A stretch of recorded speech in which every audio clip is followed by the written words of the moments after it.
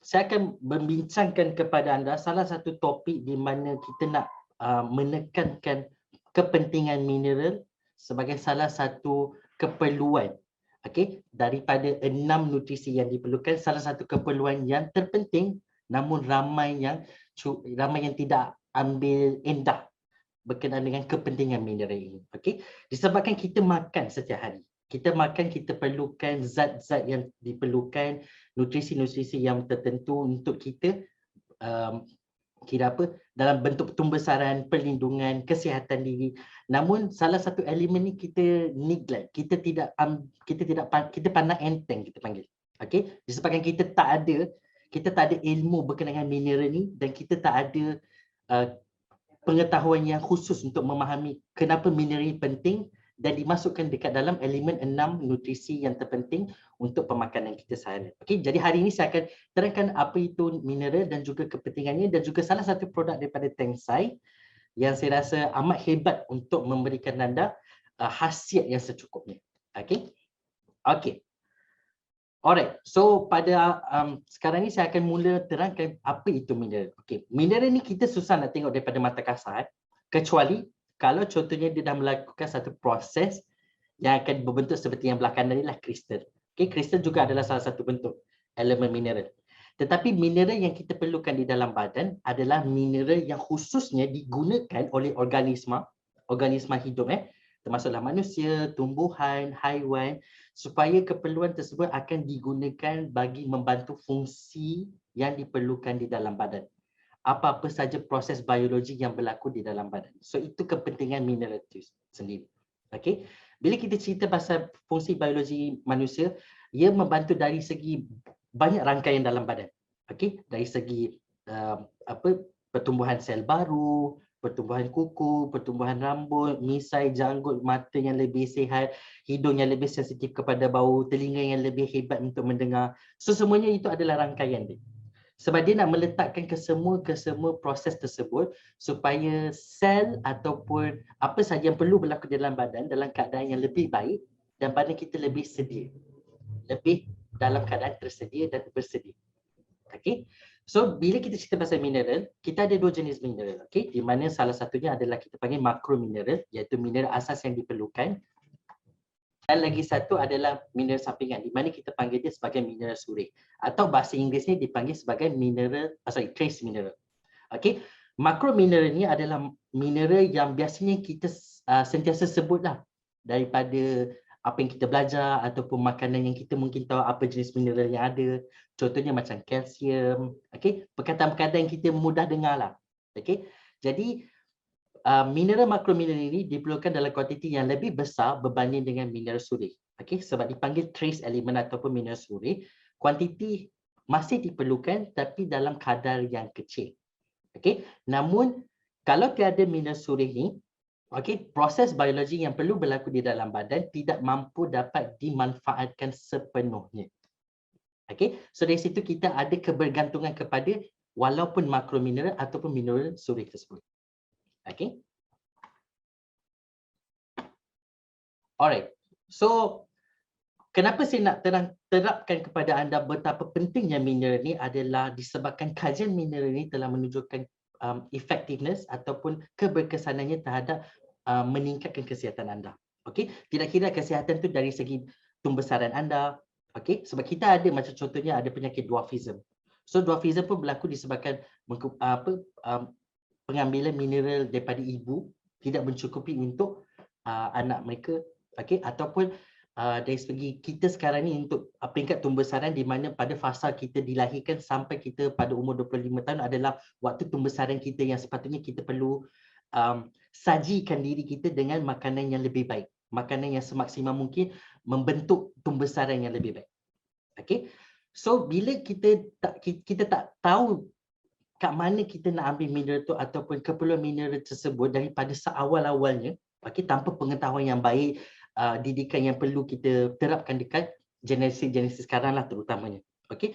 Jadi kat situlah kita akan dapat kebanyakan penyakit yang sekarang ni telah berlaku. Okey.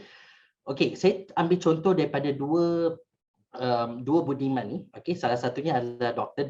Earl Mindell daripada atas ni, okey. Dia sendiri meletakkan di dalam bukunya, okey, salah satu buku yang popularnya adalah Vitamin Bible ya. Okey, Dr. Earl Mindell ni. So dia menerangkan bahawa mineral ni dia diklasifikasikan sebagai Cinderella. It's a main character dalam pemakanan, dalam diet, dunia diet kita.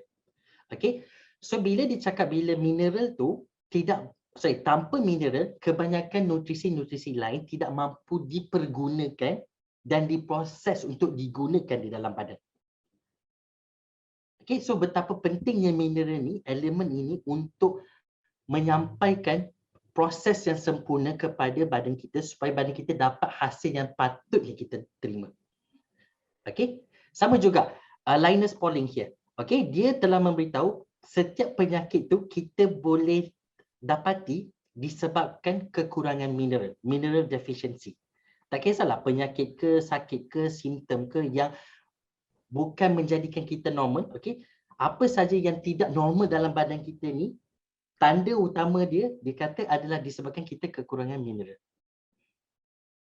Okey, so betapa pentingnya mineral ni di dalam makanan kita sendiri dan kita perlu tahu dan perlu ambil tahu untuk mendapati apakah mineral yang terpenting yang perlu kita ada di dalam badan.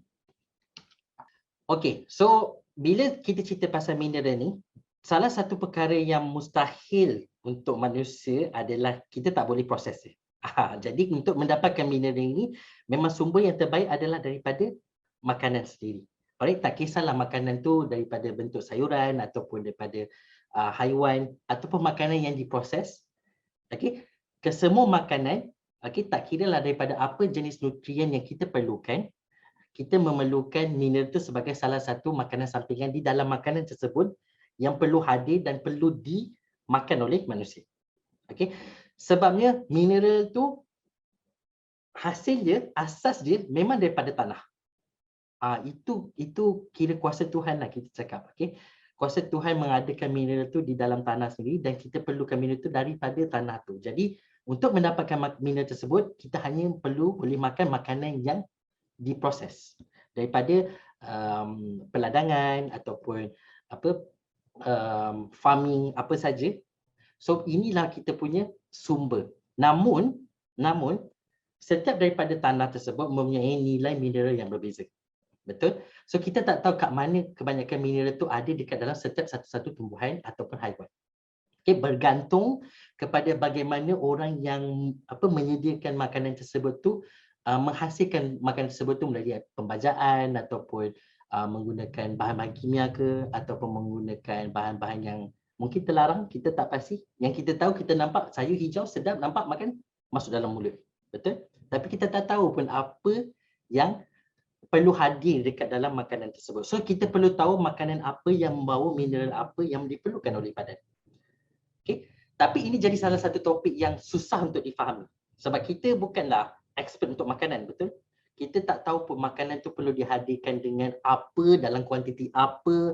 Unless kalau setiap daripada tumbuhan yang terjual di mana-mana tempat ada label macam mana dekat dalam makanan tu. Okey, dia tak, okey, kalsium berapa percentage, ni berapa percentage, ni berapa percentage. Tapi tak.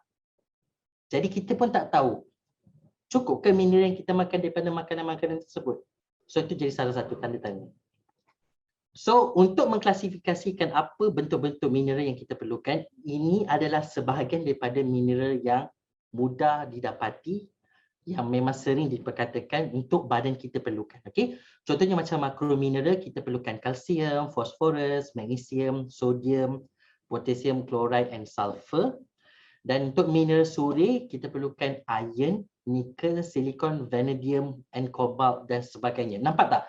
Vanadium, cobalt, kita tak pernah pun dengar benda ni dalam keperluan makanan kita sebab dia mineral suri, dia mineral yang bukan diperlukan dalam kuantiti yang banyak.